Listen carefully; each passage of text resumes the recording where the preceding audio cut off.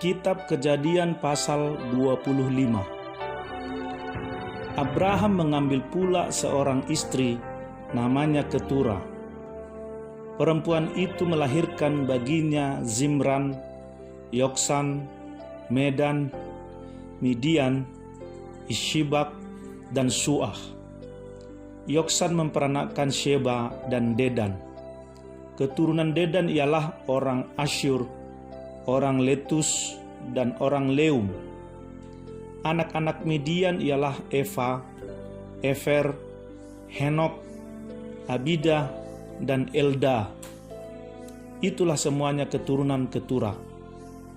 Abraham memberikan segala harta miliknya kepada Ishak, tetapi kepada anak-anaknya yang diperolehnya dari gundik-gundiknya ia memberikan pemberian. Kemudian ia menyuruh mereka, masih pada waktu ia hidup, meninggalkan Ishak anaknya dan pergi ke sebelah timur, ke tanah timur.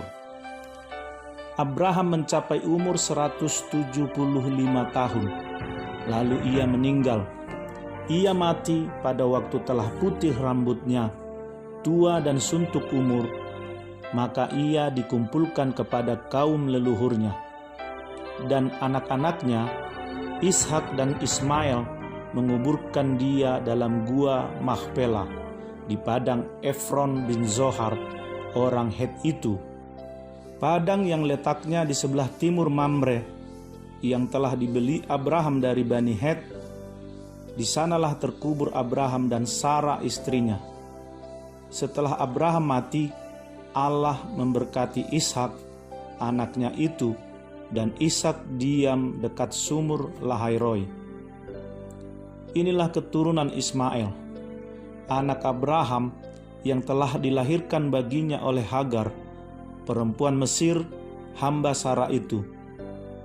Inilah nama anak-anak Ismail, disebutkan menurut urutan lahirnya.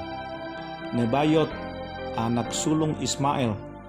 Selanjutnya Kedar, Adbeel, Mibsam, Mishima, Duma, Masa, Hadad, Tema, Yetur, Nafis, dan Ketma. Itulah anak-anak Ismail, dan itulah nama-nama mereka menurut kampung mereka dan menurut perkemahan mereka.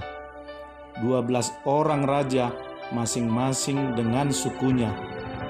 Umur Ismail ialah 137 tahun. Sesudah itu ia meninggal. Ia mati dan dikumpulkan kepada kaum leluhurnya. Mereka itu mendiami daerah dari Hawila sampai Syur, yang letaknya di sebelah timur Mesir ke arah Asyur. Mereka menetap berhadapan dengan semua saudara mereka. Inilah riwayat keturunan Ishak, anak Abraham. Abraham memperanakan Ishak, dan Ishak berumur 40 tahun ketika Ribka, anak Betuel orang Aram dari padang Aram, saudara perempuan Laban orang Aram itu, diambilnya menjadi istrinya. Berdoalah Ishak kepada Tuhan untuk istrinya, sebab istrinya itu mandul. Tuhan mengabulkan doanya, sehingga Ribka, istrinya itu, mengandung. Tetapi anak-anaknya bertolak-tolakan di dalam rahimnya, dan ia berkata, "Jika demikian halnya, mengapa aku hidup?" Dan ia pergi meminta petunjuk kepada Tuhan. Firman Tuhan kepadanya, "Dua bangsa ada dalam kandunganmu, dan dua suku bangsa akan berpencar dari dalam rahimmu.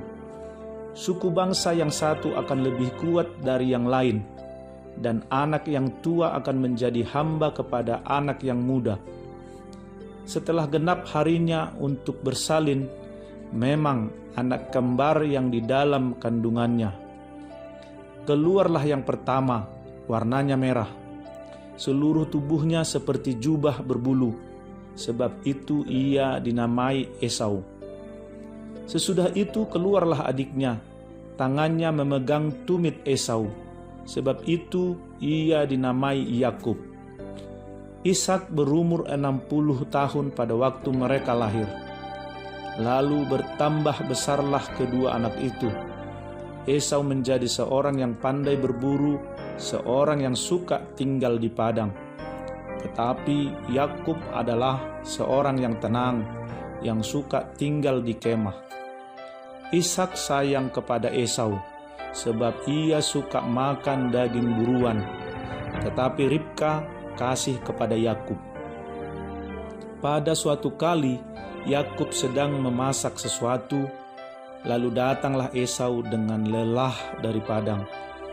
Kata Esau kepada Yakub, "Berikanlah kiranya aku menghirup sedikit dari yang merah-merah itu, karena aku lelah." Itulah sebabnya namanya disebutkan Edom. Tetapi kata Yakub, "Juallah dahulu kepadaku hak kesulunganmu." Sahut Esau, "Sebentar lagi aku akan mati. Apakah gunanya bagiku hak kesulungan itu?" Kata Yakub, "Bersumpahlah dahulu kepadaku." Maka bersumpahlah ia kepada Yakub, dan dijualnyalah hak kesulungannya kepadanya. Lalu Yakub memberikan roti dan masakan kacang merah itu kepada Esau. Ia makan dan minum, lalu berdiri dan pergi. Demikianlah Esau memandang ringan hak kesulungan itu.